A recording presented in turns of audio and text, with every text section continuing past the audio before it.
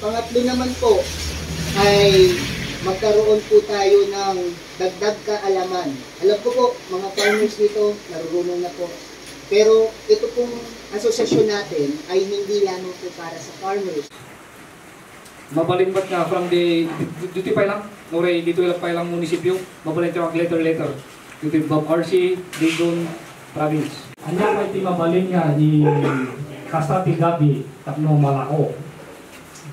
Di-root na kan di ay stem na, nabijay.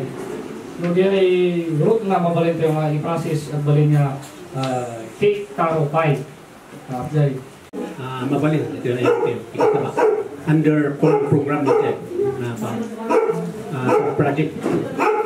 Damat iti organic agriculture program.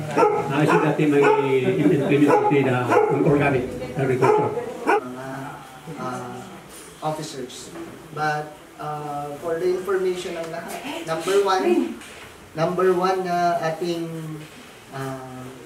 hihingin at sa tulong ng ating mga guest speakers po. Of course, yung patubig dito sa ating lugar.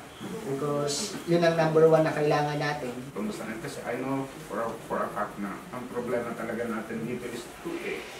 Hindi natin alam what will come in the future. No, may ito dito ni pati nahantay mga amo. What can happen? Pag-alalaan tayo sa dito na lagyan ay sige. Nagyaman tayo kani Apo. So nga iso na lang tati dayamon tayo everyday, okay. At kararag tayo ti closing tapno.